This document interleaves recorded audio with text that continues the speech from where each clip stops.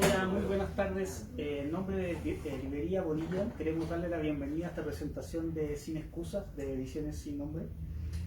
Contamos aquí con la presencia del autor, que es Luis Tobar, y van a presentar Gustavo Garrio y José María Espinaza. Bienvenidos todos.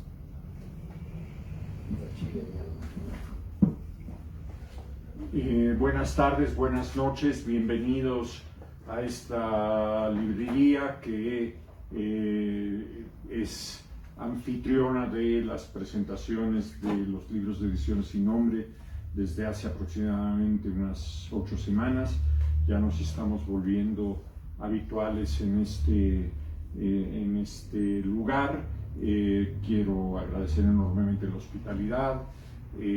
Las editoriales dependemos mucho de las librerías, las editoriales como Ediciones Sin Nombre dependen mucho de este tipo de librerías, porque es donde se establece el contacto con los lectores. Cuando empezamos a pensar que de veras la pandemia se acababa, dijimos, bueno, ha habido varias novedades en la editorial, tenemos que pensar en darles ese bautismo que es su presentación en público.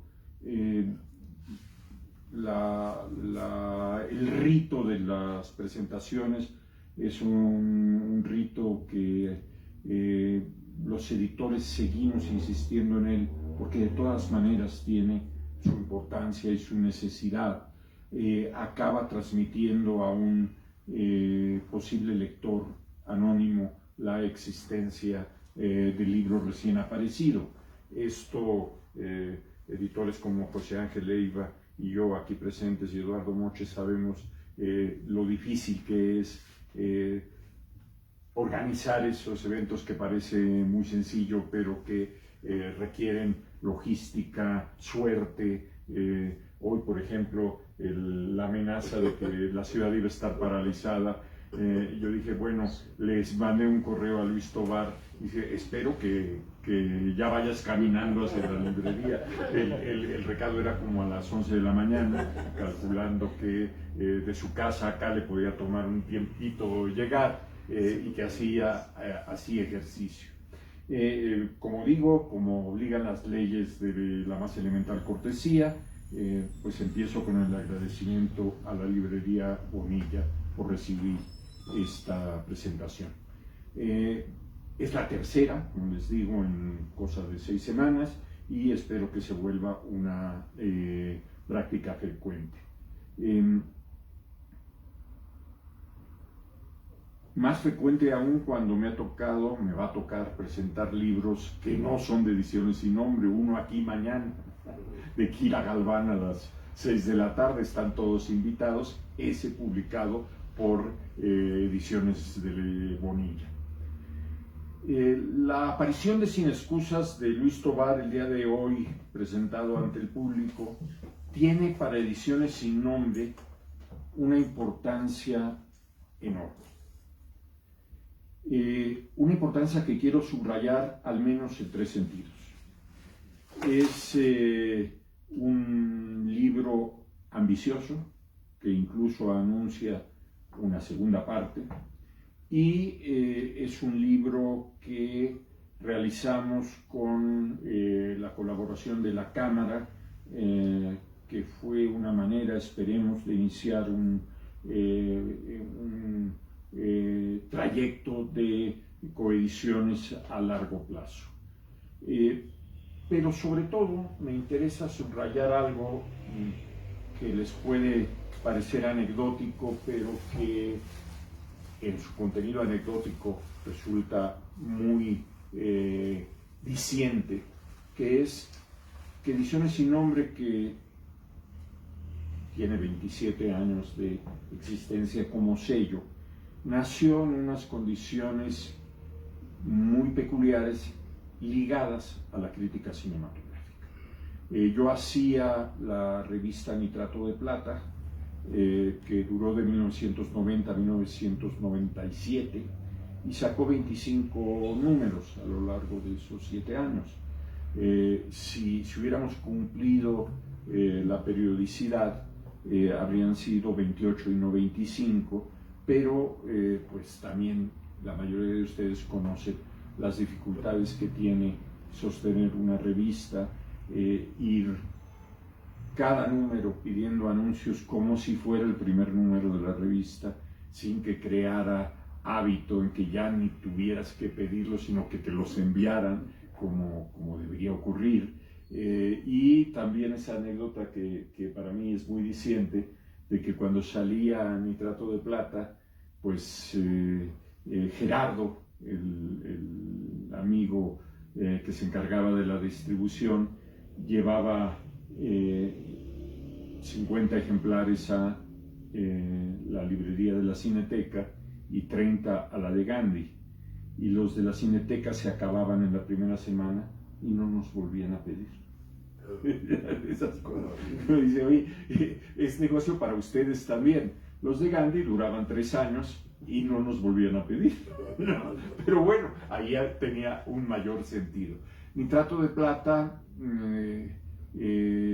fue una experiencia muy peculiar, y como por el número 13 o 14 pedimos un apoyo de estos de coinversión del FONCA para sacar encartados unos libritos que contenían ensayos sobre cine, que no tenían la extensión para entrar dentro de la revista, pero tampoco tenían la extensión para constituir un libro de 80 páginas de circulación normal. Y muchos amigos nos habían entregado ensayos de largo aliento que no daban, insisto, un libro, pero que no cabían tampoco en las 10, 12 cuartillas que podía tener un ensayo dentro de la revista. Todavía no nos habíamos inmerso en la cultura telegráfica de las publicaciones ahora, que cuando te dicen, oye, un ensayo, 3 cuartillas.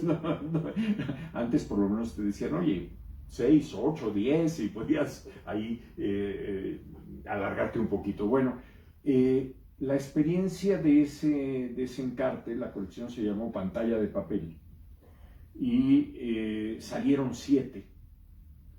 Llevó a los que hacíamos la revista, Miguel Ángel Quemain, Víctor del Real, Rogelio Villarreal, yo, a plantear si no era mucho más prudente tener ese esfuerzo en un proyecto editorial que no implicaba una periodicidad.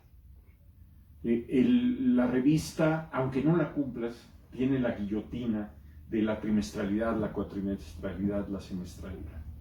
Y además tiene el problema de la fecha, que le pone una caducidad. El libro no tiene ese problema. Tú puedes hacer una editorial, sacas un libro hoy, sacas otro el mes que viene, y después estás un año sin sacar un libro y la editorial no muere. Una revista que no saca un ejemplar en 3 años, prácticamente decreta su muerte clínica, ¿no? Y así ocurrió. La evolución de la revista de cine Nitrato de Plata hacia la editorial Ediciones Sin Nombre se dio en esas circunstancias. Y estas circunstancias también fueron las que provocaron que Pantalla de Papel se extendiera como una de las colecciones de Ediciones Sin Nombre ya en formato de libro. El primero que sacamos, si no recuerdo mal, fue Los Poetas Van al Cine, una antología que hizo Ángel Miquel, de poemas de escritores mexicanos dedicados al cine. Y después sacamos un libro sobre Peter Greenaway, uno sobre Wim Wenders, uno sobre el nuevo cine alemán, otras cosas de Ángel Miquel sobre el cine mexicano y sus orígenes, el erotismo y el cine en la época muda, y lamentablemente no ha sido una colección que se haya desarrollado con la misma fuerza con que se desarrolló, por ejemplo, la de poesía. Sí, yo contaba hace unas semanas que los editores teníamos una leyenda de que el que estaba en la puerta de la oficina preguntaba, ¿usted qué escribe? Y si te decía que era poeta, llamabas a la policía. Y si te decía que era novelista, le ponías alfombra. Porque se supone que la novela vende y la poesía no. Cosa que es cierta. Lamentablemente es cierta. Un poeta famoso vende menos libros que un novelista poco conocido. Entonces, eso implicaba que, aunque la editorial nació pidiendo a sus autores libros de ensayo, en realidad nos entregaban cuentos, novelas, poemas y no ensayos. Y la ventaja es que un editor independiente responde a sus amigos y a su público, y decidimos crear colecciones de poesía, de narrativa y demás. Entonces, insisto, hacer una revista implicaba un desgaste económico y un desgaste físico que había que renovar cada vez y que creaba una gran desazón. Sin embargo, la editorial daba una temporalidad distinta y empezamos a apostar por eso. El grupo que constituía ese núcleo que trabajaba en ese momento en la calle de Orizaba 13, encima de la librería esotérica que está en casi esquina con Puebla, junto a un hospital del IMSS. Todos los que trabajábamos ahí teníamos edad de tener cartilla del IMSS y poder salir y meternos ahí si teníamos el amago de infarto. Y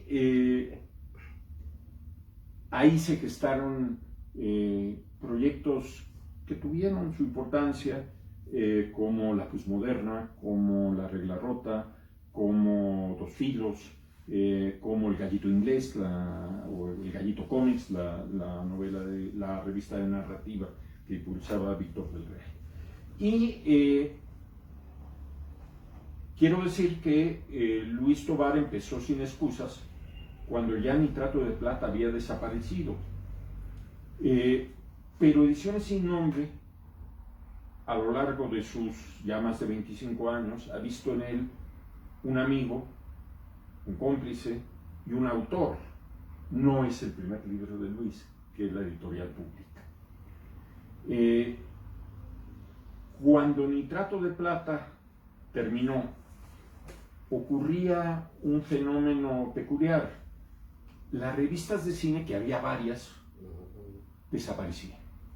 Dicine dejó de salir, la revista que hacía la Filmoteca, Pantalla, dejó de salir Nitrato de Plata, y surgió, paradójicamente, una nueva generación de críticos, con Rafael Aviña, con Luis Tovar, con Fernanda Solórzano y con algunos más, que afortunadamente no se vieron envueltos en esa polarización de la tendencia crítica en el cine que había entonces, ¿sí?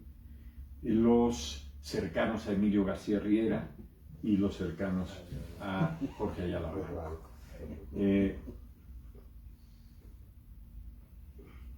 Esa polarización adquiría a veces caracteres cómicos, como la furia que Leonardo me tenía, y un día coincidimos en la caja de la jornada a cobrar nuestras colaboraciones, y yo pues eché un piecito atrás y hasta cerré el puño porque dije, a lo mejor aquí, pero no me conocía, no sabía cómo era físicamente. Empezamos a platicar y me di cuenta que no sabía que yo era José María, y yo sí sabía que él era Leonardo, y me hizo mucha gracia la anécdota, y dije, bueno, es un pleito que no es nuestro, y que sin embargo por alguna razón asumimos. No lo hizo la siguiente generación de críticos, y eso creo que es muy saludable, porque por otro lado es evidente que la crítica cinematográfica en México ha tenido una larga tradición. Todo mundo echamos por delante las credenciales de Alfonso Reyes y Martín Luis Guzmán en Fósforo, ¿no? Pero son los únicos, ¿no? Efraín Huerta hizo mucho tiempo crítica de cine, Francisco Piña, y después vino la gran historia documental del cine mexicano de Emilio, ¿sí? Vino el ABC de Ayala, vinieron los trabajos de Tomás Pérez Turrén, de el propio Leonardo, de muchos críticos de ese momento, de José de la Colina, de Francisco Sánchez. O sea, tenemos una tradición crítica del cine muy interesante. Y una coincidencia que me parece sintomática de esa importancia de la crítica. Yo hacía semanalmente crítica de cine en la jornada semanal de 90 a 93 más o menos, y era el jefe de redacción. En el año 2000, el jefe de redacción de la jornada semanal, ahora su director, empezó su columna Sin Excusas. Que el jefe de redacción hiciera una columna de cine era sintomático, sí, sintomático de la importancia que tiene el cine para la cultura mexicana, ¿sí? No podemos olvidar, aunque fuera, como dicen algunos, que no es tan cierto, que Revueltas lo consideraba solamente un oficio alimenticio. La verdad es que Revueltas hizo muchísimo guión de cine. Josefina Vicens también. Bueno, Carlos Fuentes escribió mucho sobre cine. Todo el boom tuvo su tentación cinematográfica fracasada, pero la tuvo, ¿sí? Y ¿cómo se llama? Juan Manuel Torres, ¿sí? Tenemos mucha tradición de la relación entre cine y literatura. Por eso, yo agradezco enormemente que este libro Luis Tovar haya pensado en Ediciones Sin Nombre para editarlo, y agradezco enormemente la presencia aquí de Gustavo Garrio, escritor, cuentista, promotor cultural y hoy sobre todo nuestro coeditor. Este libro no lo habríamos podido hacer sin su apoyo y sin el apoyo de la Cámara. Gustavo, te paso la palabra. Bueno, pues muchísimas gracias. Quiero decir que es un privilegio, es un honor estar en esta presentación, primero porque qué mejor pretexto después de estos 2 años tan complicados, tan terribles, de salir a la calle, salir a una presentación un poco ya descongelándonos de la pandemia con un libro como este, ¿no? La verdad es que creo que no es un pretexto para salir después de la pandemia, es la mejor manera de ir saliendo de la pandemia, porque es un libro, yo como, me voy a poner un poco en varias, así como el Dr. Jekyll y Mr. Hyde, ¿no? Voy a cambiar de personalidad constantemente, porque pues soy también, Luis ha sido muy generoso conmigo, y desde que estaba Hugo fue muy generoso conmigo para invitarme a colaborar en la jornada semanal, y yo siento obviamente, como gran parte de ustedes, que la jornada semanal es nuestra casa, ¿no? Y ahí creo que me siento muy en familia, ¿no? A algunos de ustedes los veo por primera vez, los leo, los sigo, ¿no? Llevo ese registro emocional y literario de sus textos en el suplemento, ¿no? Y todo esto creo que es gracias a la generosidad de Luis y ese vínculo tan fuerte, tan potente, ¿no? Él como editor, ahora como director del suplemento, pues nos hizo entablar una gran amistad, una conversación muy larga, digamos, mucho tiempo conversando, y de las cosas que conversábamos, pues eran proyectos editoriales, ¿no? Como luego nos sentamos con amigos y, bueno, ¿qué estás haciendo? ¿Qué estás pensando? Yo sí entendí que la columna de Luis dominical sobre cine, para mí era un referente, porque incluso luego tenía la oportunidad de preguntarle al autor, oye, pero ¿en qué estabas pensando cuando escribiste esto? ¿O a qué te referías con esto? El privilegio de preguntarle al autor de una columna por qué escribe lo que escribe los domingos, ¿no? Y obviamente, incluso cuando llegaba a perder alguna columna, le preguntaba a Luis, ¿ya escribiste de esta película? ¿No? Un poco para irme orientando dentro de las opiniones sobre cine. Sobra decir que yo soy un adicto al cine en términos de como si fuera de espectador, ¿no? O sea, me gusta el cine, no me atrevo mucho a escribir sobre cine, me parece evidentemente que tiene su oficio escribir sobre cine, leo a todos los críticos de cine que puedo, trato de seguir algunas polémicas. Si no, le pregunto a Luis, ¿no? A ver cómo está este pleito aquí, ¿no? Explícame, ¿no? Cómo está el de Ripstein, el de Amores Perros, ¿no? Todas estas polémicas que se dan alrededor de ciertas películas y de ciertos procesos. Pero entonces, platicando alguna vez con Luis, pues si mal no recuerdo, ya me corregirá, pues hablamos de la posibilidad de que sus columnas fueran a parar a un libro, ¿no? Creo que compartimos, ¿no? La certeza absoluta de que el periodismo en su batalla cotidiana, en su batalla dominical, es de alguna manera un primer registro de la historia a veces, ¿no? Es ese referente que después se va a convertir en una fuente de información con el paso del tiempo. Y yo creía, y yo creo que Luis también recuerdo que tenía esa idea, de que las columnas de Luis, con un trabajo de recopilación, de reconsideración, de curaduría, de selección, pues muy bien podrían pasar a formar parte de un libro, ¿no? Aquí hay una cuestión muy interesante. Yo lo que percibí en ese momento, y ahora lo veo un poquito ya más, con mayores elementos, con mayor tranquilidad, ya en el libro, es la convicción de Luis, no solo del periodismo cultural, no solo de la crítica de cine, sino de su vocación de narrador y de poeta, también se reflejan en la manera de hablar de cine, ¿no? Yo traigo ahí algunos ejemplos, algunos párrafos que me parece que dan cuenta como de esta riqueza del registro de la voz de Luis, ¿no? Hablando de cine. Hay crónica, hay ensayo metido con este oficio del periodista cultural de dar cuenta de los procesos que ocurren alrededor del cine, ¿no? Hay crítica de cine, pero también hay una reflexión permanente sobre las condiciones de producción de lo que es el cine. Me parece una observación que se sostiene a través del tiempo, ¿no? Aquí son 10 años de columnas, donde él hace una observación muy, parecerá baladito, a mí me parece muy importante para comprender el cine en sí y lo que articula el cine, lo que hace posible al cine. No es lo mismo el cine mexicano que la industria del cine en México, ¿no? Y así se van encontrando como algunas observaciones, algunas consideraciones, algunas cuestiones que Luis piensa en su columna en voz alta, que me parecen sumamente pertinentes, ¿no? Porque ya no encuentro solamente a alguien que quiere, que no solamente opina.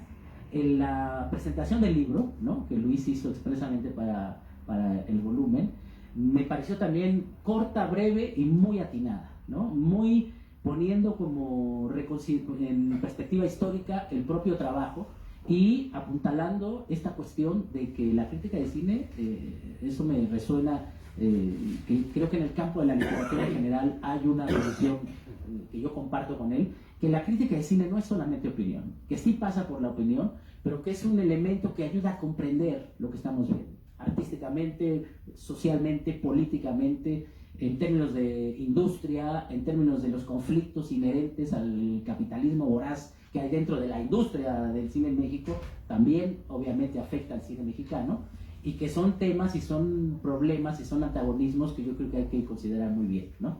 Creo también que hay una sensibilidad muy, muy, muy acabada en la manera en que Luis opina de cine, al problematizar sobre la industria de masas, la cultura y la expresión cinematográfica, ¿no? Esas separaciones y esas articulaciones de esos campos me parece que ayudan, ¿no?, a quien se acerca al cine de manera empírica quizás, pero también siento que discuten con planteamientos que vienen más elaborados quizás de otros lados, por ejemplo de la academia, ¿no?, de cómo se considera el papel del cine como expresión artística, social, ¿no?, en un contexto donde la industria de masas parece que lo arrasa todo, en una mutación, en un cambio de tecnologías, ¿no? Todavía me parece que es muy notable la manera en que Luis problematiza sobre estos miedos. Ahorita les voy a leer un párrafo, digo, no voy a extender tanto, un párrafo que me parece muy, muy interesante, que es el miedo que todos aquellos que tuvieran un oficio, tanto en la radio, en la televisión, en el cine,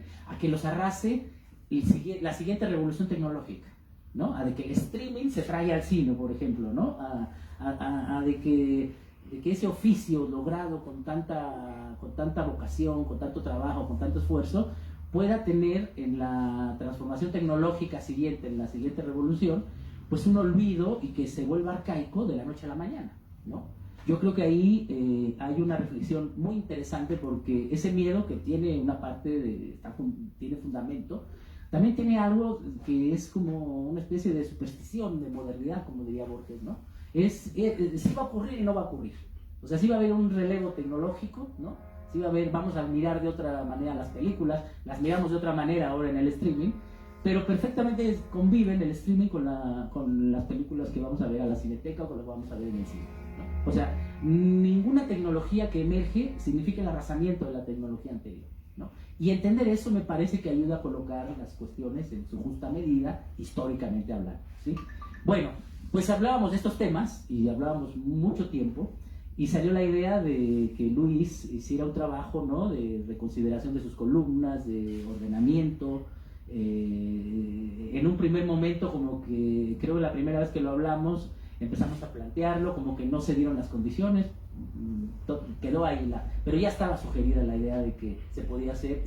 Yo le decía a Luis, siento que esta es una responsabilidad, que recopiles eso, ¿no? Yo creo que es un material que, aparte de todo lo que implica la función de un libro, ¿no?, va a ser un material de registro de quienes van a venir después y van a buscar fuentes para ubicar quién opinó de qué película, en qué año y desde dónde estaba opinando de esa película y de ese proceso, ¿no?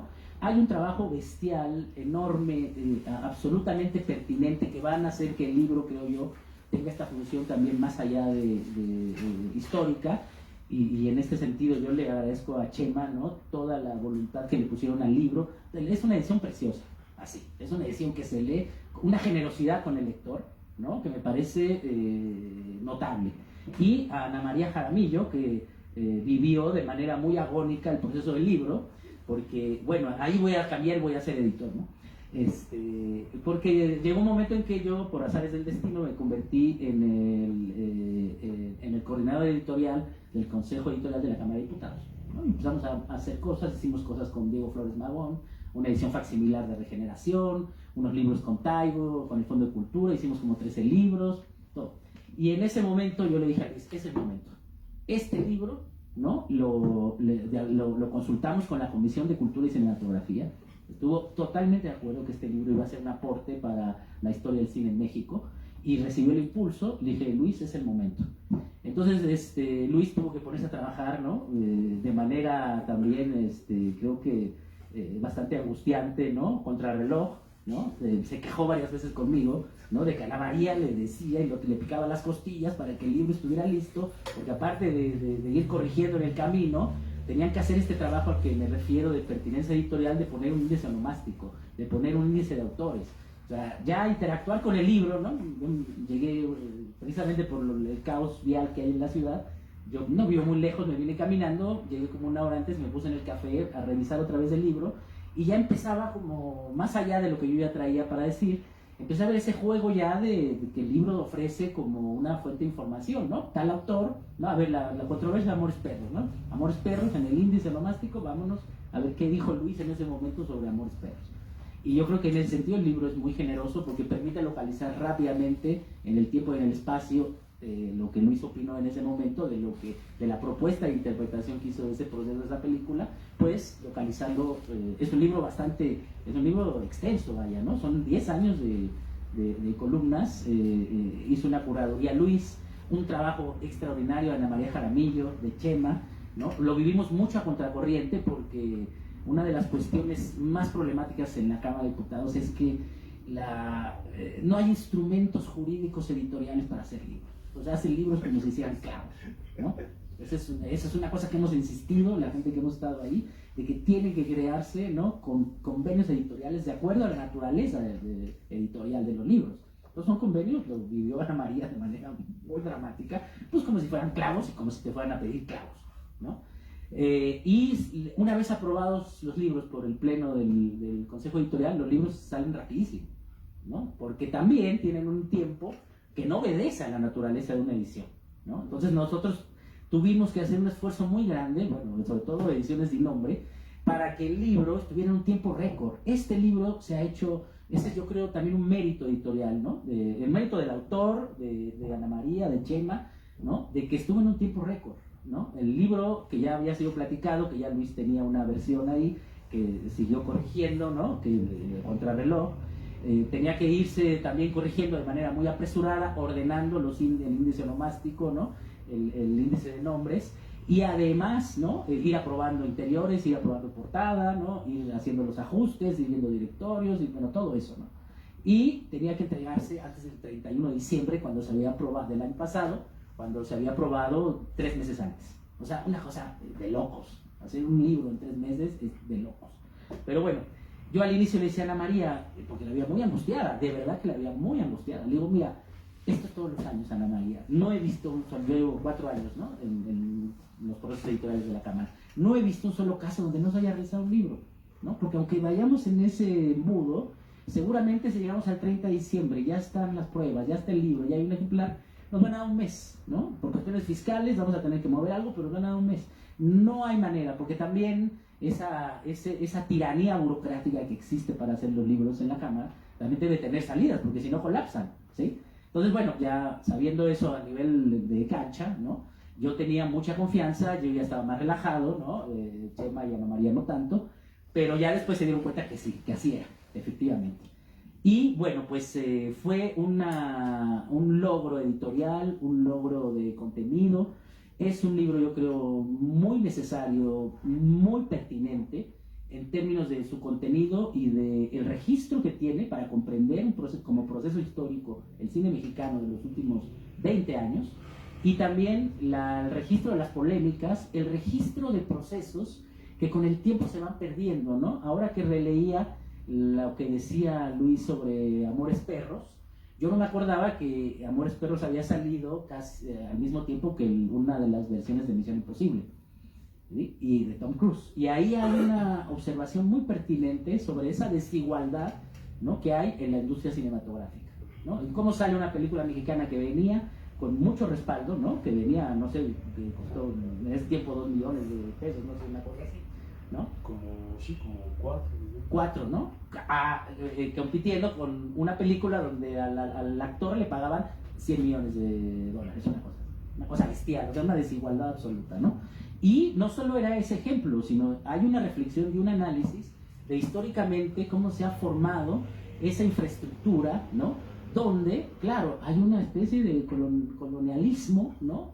Cultural impuesto, pues que todos sabemos por el cine de Hollywood, ¿no? Y que lo padece, que tiene que ver en cómo esa industria, ¿no? Pues le pone el pie a veces al proceso de producción del cine mexicano. Cuestiones así, ¿sí?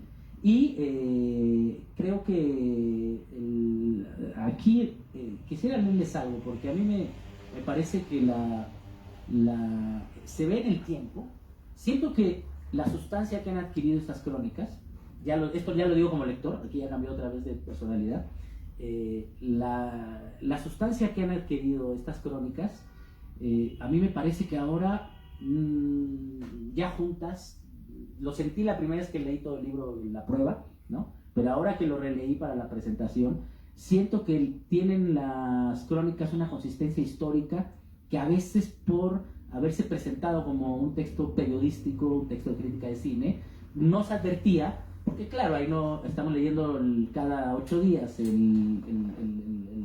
la columna, y no hay ahí en ese momento condiciones para leerlas a través del tiempo articuladas todas esas columnas. Entonces ahí se ven las obsesiones, se ve el estilo, ¿no? Ya en el libro se ve la consistencia de algunas cuestiones, como otras también ya no tienen tanto relieve. O sea, hay otro follaje de los textos, ¿sí? Pero lo que yo creo es que permanece en Luis una obsesión por ver al cine primero como un proceso muy complejo, donde es necesario tener claro los momentos de ese proceso, los actores y el papel de la crítica, ¿no? Un papel absolutamente, primero, comprensivo de las películas y de lo que implica una película. Y después, quizás, con criterios de valor que no se reducen a la mera opinión, que pasan por la opinión, pero que no se simplifican en una opinión, ¿sí? Eso me parece que es un gran... eso ya se ve en el libro, ¿no? A través del tiempo. Y yo quisiera leerles ya para terminar, ¿no? Digo, podría decir más, pero no quiero abusar. Algunas partes, leerles unas partes de crónica que ahora son más evidentes en el libro ya con las crónicas juntas, ¿no? Dice en la página 57: caminando sobre la avenida Juárez en el centro de la Ciudad de México encontré un local de videos.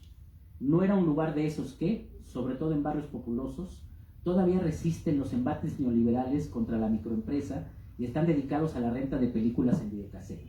Eso sí, aquel que hallé en mi caminata tenía las mismas características que los tristones y medio desahuciados rentavideos. Pequeño, mal instalado, atendido por una sola persona, dos a lo más, un tanto sucio y frecuentado por una clientela cada día más reducida. La diferencia es que este local en Avenida Juárez, del cual no menciono el nombre por la sencilla razón de que no tiene uno, al menos visible, no renta películas, sino que las vende. Esa primera sorpresa se incrementó cuando, al curiosear entre sus medio amontonadas existencias, descubrí varias películas que hasta ese momento habían resultado inencontrables a la venta, por lo menos para un servidor. Memorias de Antonia, El piano, El hombre de papel. Son 3 de los aproximadamente 15 títulos que adquirí esta vez. De ningún modo se piense que me sobra la lana. Si le cuento lo que se le paga a un columnista de cine en México, nos ponemos tristes todos. Y que por eso salí cargado de 1,5 decenas de videocassettes. El hecho es que la tiendita de videos es como el almacén Don Manolo, pues vende baratísimo. Todas las películas que compré no costaron juntas más de 10,000 pesos. Y de hecho pienso volver en cuanto sea capaz de tener otro tanto para gastármelo con todo gusto. La razón de los precios de cada cinta están tan castigados que es simple. La mayoría son copias ya usadas, que con toda seguridad han pasado por los rebobinadores de la videocasetera una y otra vez. Corrí el riesgo de haber comprado un montón de cintas inutilizables, pero me llevé la bastante agradable sorpresa de que todas estaban en aceptables condiciones. Y aunque también venden videocassettes nuevos, el catálogo no incluye muchos títulos y son de los que pueden encontrarse en cualquier parte. El chiste es, desde luego, conseguir películas que en otros lugares ni siquiera conocen. Bueno, encontrarse una crónica en medio de un libro de crítica de cine me parece un hallazgo del lector de crónicas, ¿no? Como ustedes saben, varios de aquí somos adictos a la crónica y al estudio de la crónica. Y me parece una generosidad y ya parte de un estilo y de la manera en que Luis ve el cine, de manera narrada. Yo creo que aquí hay mucha narración alrededor del cine, lo que cura en salud cuando hay mucha teoría alrededor del cine, ¿no? Bueno, yo cierro esperando que venga un segundo tomo, ¿no? Porque este es de 1999 a 2009. Esperamos que Luis complete el tomo que nos falta, ¿no? Y que lo podamos hacer en los términos en que se hizo esto. Muchas gracias, Luis, por este libro, gracias a Chema, y bueno, pues gracias a ustedes por estar aquí. Chao.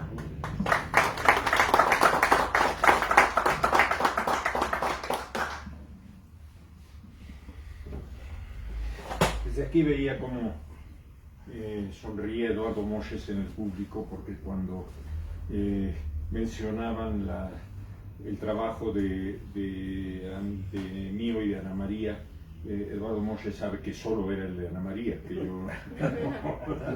que ella fue la que se... Me hubieras dicho, yo pensaba que eran los dos. que se fajó en el asunto de poder sacar este proyecto adelante, pero valió la pena. El cine no es una excusa, por eso Luis Tovar encontró un título inspirado para su columna cinematográfica. En esas cuartillas periódicas se plasma un diario muy personal de la relación que tiene con el llamado con miel y fortuna séptimo arte. Hay momentos célebres del cine mexicano, su etapa muda, hoy casi perdida en su totalidad. El documentalismo de la Revolución Mexicana, los primeros melodramas, Santa, luego la industria y los creadores, Fernando de Fuentes, el cine de canciones, los comediantes y los excepcionales cómicos como Cantinflas, Tintán, los hermanos Soler, y luego también, ¿por qué no?, los grandes genios, el Indio, Buñuel, Galindo, Bracho, Gabaldón, Martínez Solares. toda una época de oro que de pronto se desmoronó como si fuera oropel. No me voy a detener en las causas de que esto sucediera, muchos de ustedes las conocen. Pero a esos periodos los acompañó la cultura. Primero Alfonso Reyes, Martín Luis Guzmán, después Javier Villaurrutia, Efraín Huerta, Francisco Piña. Luego vino la etapa de nuevo cine, los concursos, Rubén Gámez, Arturo Ripstein, Felipe Casals, Paul Leduc, y la correspondiente y esencial labor de críticos e historiadores como Emilio García Riera, Federico Sánchez, Tomás Pérez Torrent y José de la Colina. Por cierto, les cuento una anécdota de esas como para crónica. En un momento, Arturo Ripstein demandó a Jorge Ayala Blanco por una crítica. Lo llevó a los tribunales. Esto que nos parece ridículo ocurrió. Y Ayala Blanco me pidió que yo fuera perito de la parte defensor, o sea, de Ayala Blanco. Y nos citó el juez a Arturo Ripstein, a Jorge Ayala Blanco, a mí y a Emilio García Riera, que era el perito por Arturo, allá por Buenavista, en la delegación, y nos metieron en un cuarto de 2 metros por 2, a los tres, a Ripstein, Ayala y a mí. Y yo sabía, porque me lo había dicho el propio Emilio, que él no iba a ir. Que Emilio se dio cuenta muy rápido de que era una tontería. Pero había que esperar 2 horas. Entonces estuvimos encerrados en un cuarto, mirándonos. Ayala y yo platicábamos y Ripstein nos miraba con ganas de acuchillarnos. A las 2 horas el juez dijo, bueno, los voy a citar de nuevo. Después ya eso pasó a la historia, ¿no?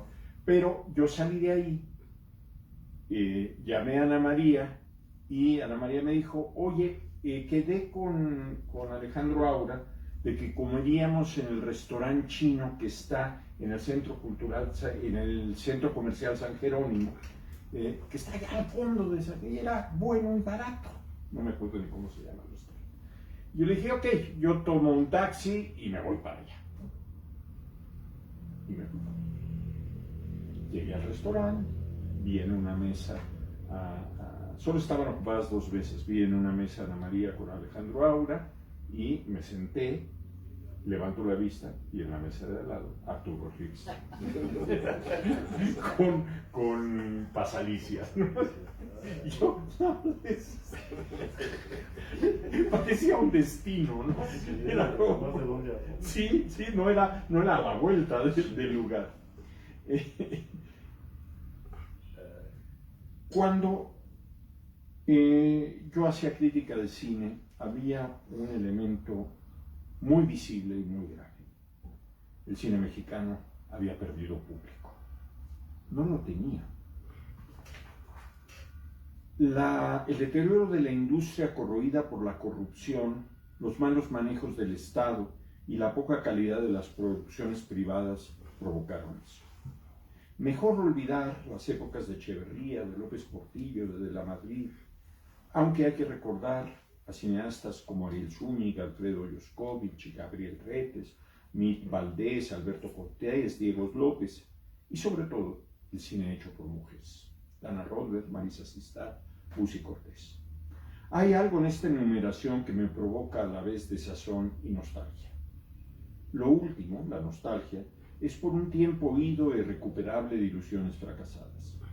Lo primero, siento que no había espectadores para el cine mexicano que sin embargo valía la pena. En el año 2000 se estrenó Amores Perros, ya la citabas tú varias veces, y algo cambió. Cambió cualitativamente y cuantitativamente. No entiendo cómo reaparecieron los espectadores. Ese año fue también el inicio de Sin Excusas, la columna de Luis. Es decir, el cine mexicano tenía público y tenía su crítico.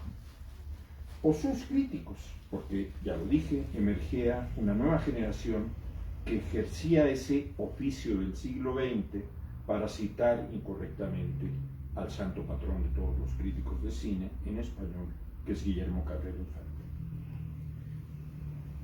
Cabrera Infante decía una cosa que yo creo que define una actitud. El espectador que merece la pena tomarse en cuenta es aquel que entra al cine sin preguntar qué película pasa y se sienta hasta adelante. Creo que así es Luis Tobar. Luis, te paso la palabra.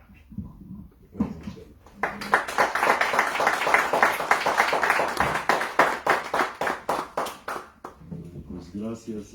De hecho, así soy, Chema. Mira, a mí me pasa cuando voy a los festivales, por ejemplo, que son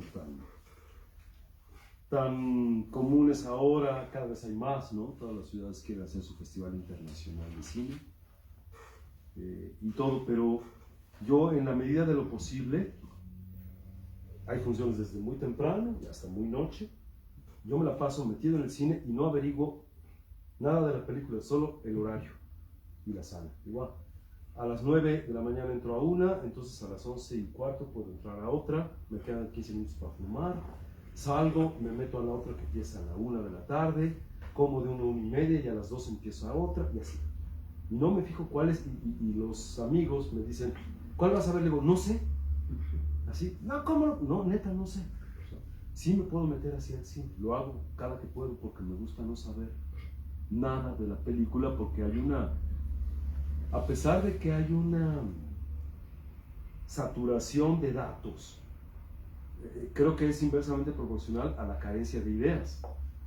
Eso es lo que yo he visto mucho en la crítica del cine, ¿no?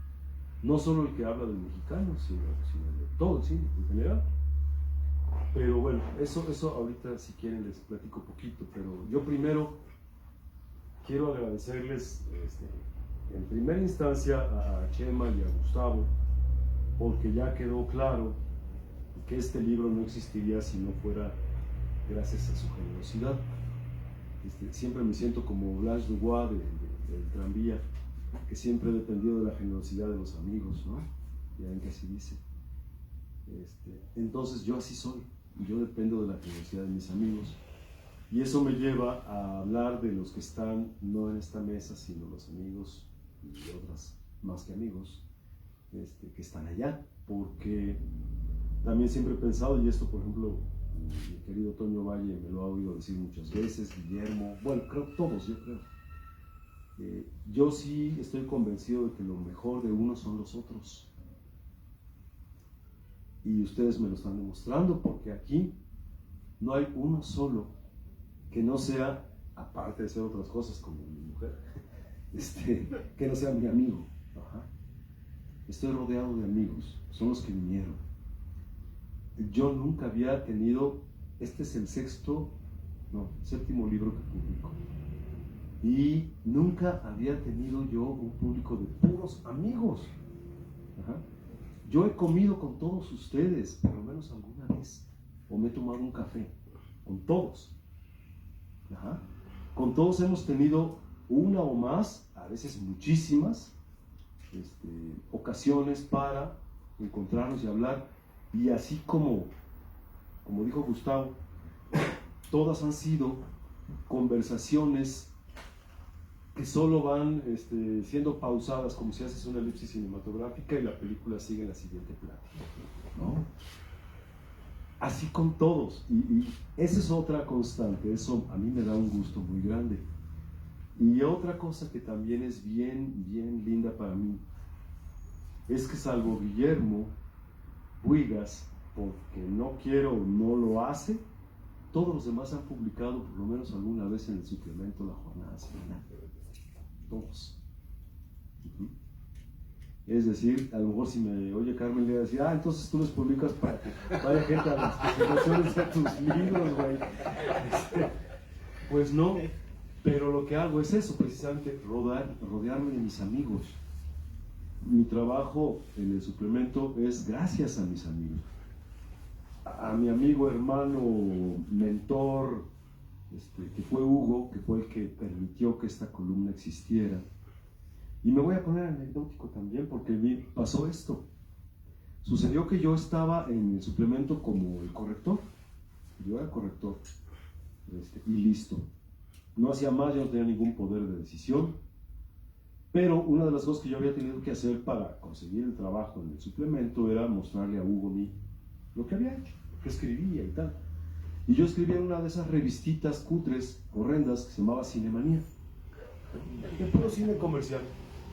Y una embarradita de otras cosas para que no dijeran que era pura basura, ¿no? Pero eran en realidad ejercicios editoriales de relaciones públicas de las distribuidoras. Eso era Cine Premier, 24 por segundo, Cinemanía y varias que abundaban en ese tiempo, en el 96, 97, 98, 99, 2000. Fueron muriendo. Pero bueno, yo trabajaba de hecho en una llamada Cinemanía cuando comencé en la jornada. Le llevo mis cositas a Hugo, se lo queda en la mente. Y luego sucede que Leonardo García Sao, que escribía en el suplemento Después de ti, y que a mí no me gustaba, pero en absoluto, francamente, nunca me ha gustado lo de Leonardo, se autoplagia, o sea, refirió un texto que había publicado en otro lado. Y Rosa Beltrán, que era la subdirectora, un día hubo una cosa llamada subdirección en el suplemento, se dio cuenta, lo cachó, y lo recibió un día así de, oye, mira, lo que me encontré. Bueno, lo corrieron, o sea, le dijeron, ya lo vas a publicar acá. Fue y le pidió chichi a la sección de espectáculos de la jornada con Fabricio León, y Fabricio lo acogió y le dio lugar, y hasta la fecha ahí sigue Leonardo. Pero fue corrido con la pluma entre las patas de la semana. Y entonces fue cuando Hugo me dijo, oye, pues tú escribes sobre cine, ¿por qué no escribes una comedia? Y le dije, ¿de veras? Pues sí, pues ahí estás, aquí trabajas, pues hazla. Entonces esa generosidad de Hugo permitió que naciera esto. Es gracias a Hugo que todo esto es posible. Entonces yo lo que hice, y a lo mejor es lo único que vale la pena mencionar, porque todos ustedes han padecido la pena de leerme, al menos alguna vez han leído una columna mía, estoy seguro. Entonces yo lo que pensé en ese momento, como ya tenía pues, algo de rato escribiendo sobre cine, en Cinemanía y tal, dije, bueno, si me voy a dedicar a esto cada semana, tengo que encontrar la manera de lograr dos cosas. Primera, de no aburrirme yo, y segunda, de no aburrir a nadie. Porque a Leonardo no me gusta lo que hace, pero lo que hace Carlos Bonfil me gusta mucho. Siempre he leído a Jorge Ayala en todos los medios en los que ha publicado. Leía a Emilio García Herrera y no me gustaba, leía a Tomás y no me gustaba. Gustavo García me gustaba mucho, que ya murió. O sea, sí conocía yo a mis antecesores, pero decía, a ver, este habla de esto, este habla de esto, este habla de esto otro. Jorge habla de cine mexicano, pero nada más una vez al año cuando publica el libro. En publicaciones diarias, nunca. Rafa Viña tiene una sección donde hace historiografía del cine mexicano. La tenía en Cinemanía conmigo, yo era jefe de redacción en Cinemanía. Y entonces dije, bueno, creo que nadie hace consistentemente la revisión del cine mexicano, del que viene saliendo, ¿no? Siempre miran para atrás o miran cuando hay un éxito. Por ejemplo, de Amores Perros habló todo el mundo. Para mí fue una más, ¿no? Y un poquito antes de La Ley de Herodes, que tuvo un gran escándalo y pasaron muchas cosas en torno a... También todo el mundo habló de La Ley de Herodes, aunque no sabían ni qué chingado, ni quién era Luis Estrada, ni si era el hijo del perro Estrada, no sabían nada. Pero hablaron de La Ley de Herodes, ¿no?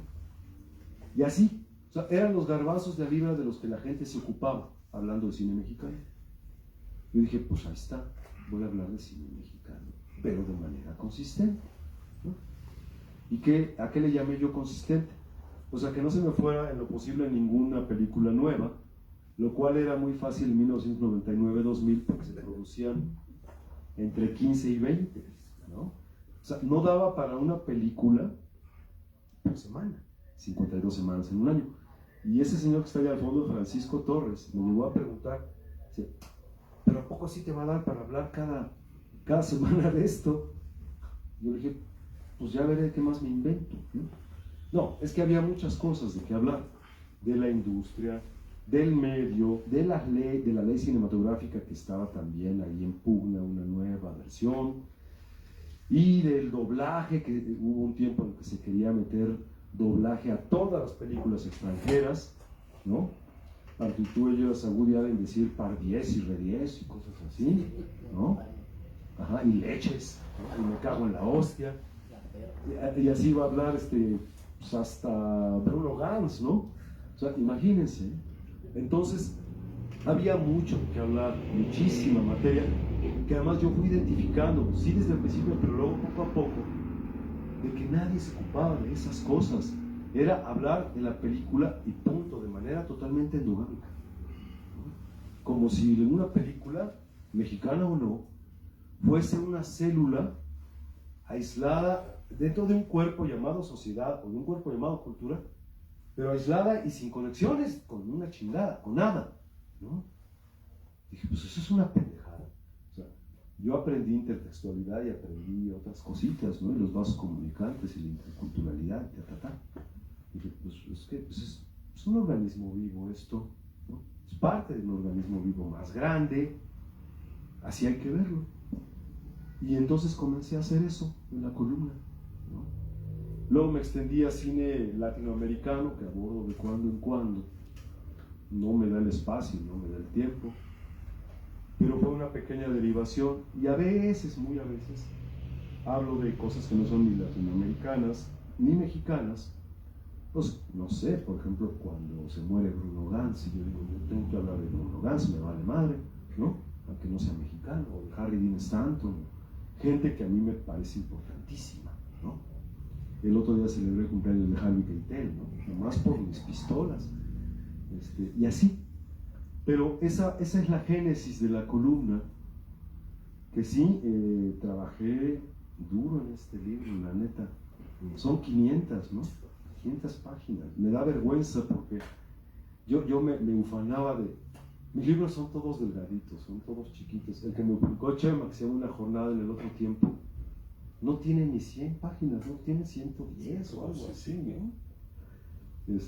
Así, todos pequeñitos, todos discretos y no groseros con el tiempo del lector. Salir con esto y todavía esperar otro tanto, también te hace pensar, dices, bueno, ¿y a qué maldita hora escribí todo eso? ¿No? Y lees cosas y de repente ya ni las reconoces y ya después dices, ah, claro, pues sí, pues yo escribí esto y tal. Pero ya el texto en sí, de hace 22 años, 23 años los primeros, se te van. O sea, ya no los recuerdo, ya no me da el coco, pero sí había pues ahí conservados los textos. Otra vez Francisco Torres, es a quien yo le quiero agradecer mucho porque él sí me parece cada semana y se chinga, ¿no? Porque él es el jefe de redacción del suplemento ahora y entre sus tareas está la de ver que no se me vayan pendejadas. Y entonces lee la columna, me ha modificado cosas, me dice quita ese maldito aún, quítale el acento y cosas por el estilo, ¿no? Entonces esos textos están peinados por Francisco, que es un editor de lujo, y me gusta mucho decirlo públicamente porque lo es puntilloso, minucioso, así hasta la pared de enfrente, ¿no? Pero de eso se beneficia a todo el mundo, los lectores, los autores y todos. Entonces, este trabajo, y aquí voy a tener que volver a batallar a Leonardo, fíjate, que se chingue, porque resulta que sí, el trabajo que hicimos cuando Gustavo me lo pidió, cuando hablamos, no me lo pidió, cuando me lo propuso, y hablábamos, y yo dije, te decía, es que es un trabajar, cabrón, o sea, es un chingo, ¿cómo en tan poco tiempo, tal? Yo ya tenía una parte avanzada de años atrás, donde lo que hubiese sido este libro se iba a publicar editado por la Cineteca Nacional, en tiempos en los que la directora era María Elena algo, que nunca me acuerdo su nombre. ella dirigía la Cineteca y estaba Ana Cruz Navarro de su directora de programación. Y yo les había propuesto el libro, les había gustado la idea, se trabajó, le pagaron un despacho de diseño, se hizo todo, se llevó a preprensa, se acabó el sexenio, entró Leonardo García Sao con Susana López Aranda y me vetaron, dijeron, el libro no se publica, a la chingada. Y todo el trabajo se fue al caño. El libro llegaba hasta 2006, creo, si no recuerdo mal. Y entonces, o 2005, todo ese trabajo se fue al demonio. Y yo en ese momento dije, nunca más, o sea, yo no voy a volver a intentar eso de publicar. Sí, me acuerdo que me dijiste eso. ¿Te acuerdas que Sí, dije? sí. Dije, porque pinche trabajal. Me convenció, y te agradezco que me hayas convencido. En algún momento dije, bueno, va, ¿no? Me lo aviento, y que diga a Saria si yo dormía, cuántas noches pasaron de que yo de plano no dormía, porque quería que acabara esta cosa.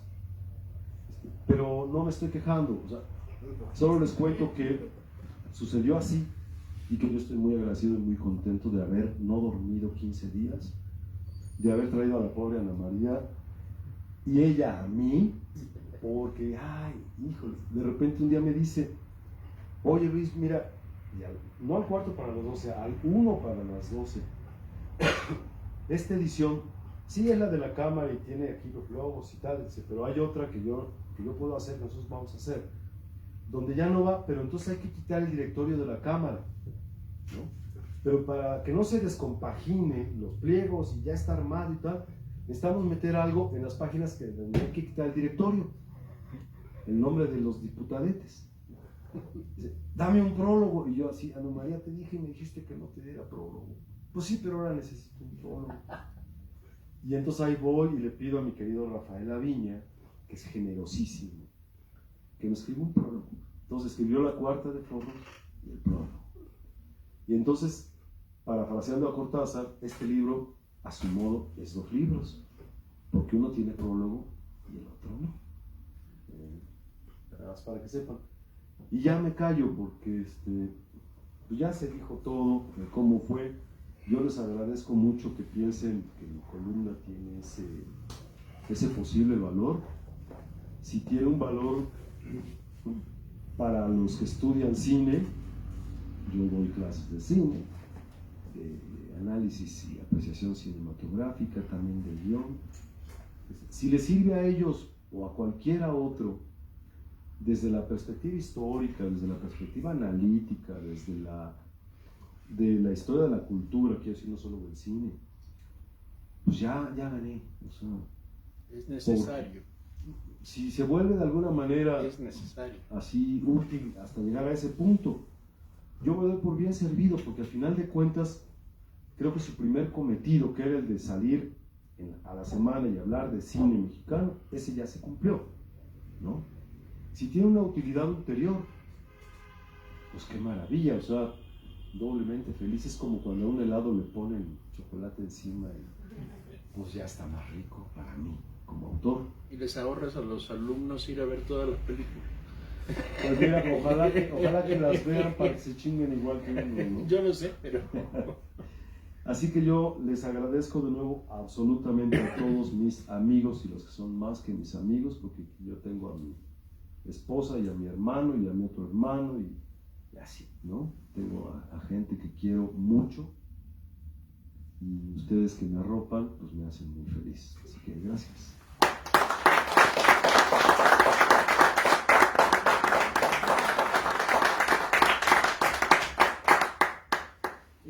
Bueno, ya no me queda más que la parte del comercial directo. El libro tiene muchas páginas, entonces si echan cuentas no les sale ni a peso la página, vale la pena comprarlo. Y si ya lo tienen, compren otro y lo regalan, porque es un buen regalo. Y venir a una presentación y no comprar el libro, trae mala suerte. Muchísimas gracias.